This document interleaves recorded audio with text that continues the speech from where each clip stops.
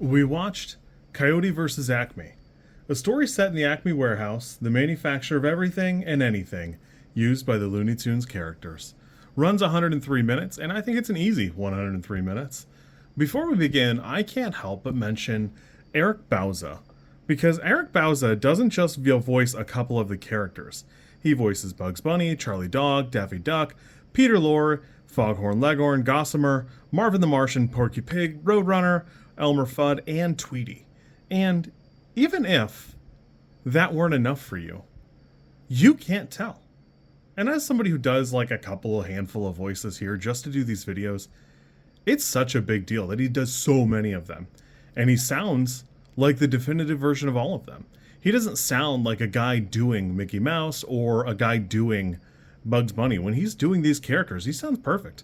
I really don't have any complaints. I watched, God, I can't remember what it was, a couple of years, about a year and a half ago, the Porky Pig and Daffy Duck movie. But anyways, I was surprised to learn that he does both those voices then too. And it aged like fine wine. It's fantastic. Again, easy 103 minutes. Super nice. I really like this. There's an element to this that kind of like Space Jam. Space Jam has an uncanny valley where it's cartoons and live action and sometimes doesn't blend well, but I think it does a great job here. Both of them have a great mix of both. In the same way that Who Framed Roger Rabbit does a great job taking great care to have a little bit of both everywhere, this does a fantastic job. I really do love it, and you do fall in love with the characters. It's notable that Wile E. Coyote and Roadrunner are more or less mute characters.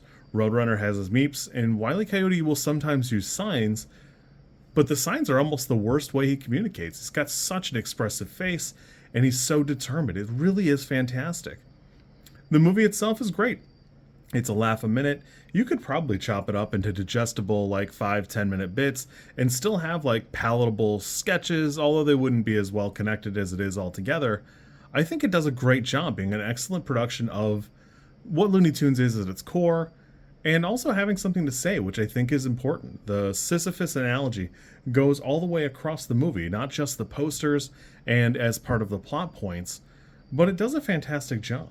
There's a wonderful pastiche about dignity, and the dignity we're willing to give up in others to have something a little bit nicer, or the dignity that we'll keep for ourselves, that we won't allow an indignity to be done unto us, regardless of what the circumstance is. And I think this does a fantastic job. The whole cast does really good. Will Forte, Lana Condor, Tone Bell. I think John Cena's great for the role. He actually does a fantastic job when he does play a villain, and it's hard because I love him so much as like a heroic character and so many other things, but he really does a great job playing a really menacing jock-type character, which would be nothing to say, I don't know, 15, 20 years ago. I'm not a wrestling guy, so maybe my timeline is off, but if you'd have told me that 15 or 20 years ago, I'd go, okay, cool, he looks like it. But we've seen a lot of heart out of John Cena, and it's easy to forget that he can play this kind of character too. Eric Bauza, again, nails all these characters. They all do a great job. Candy Milo also plays Granny, Miss Prissy, and Witch Hazel. It does a fantastic job. Everything here is put together so well. It's got a great little narrative and a heartfelt couple of messages. I had a great time with this. Honestly, this for me is an 8. For a movie that the studio shelved and decided to write off for taxes, it really is a shame because, God, it's pretty good. I could see a lot of people giving it like a 6 or, riding the line and being a 7, but I love this. It really does tug at the heartstrings, and there is an element of it that I am just a little bit nostalgic for the Looney Tunes.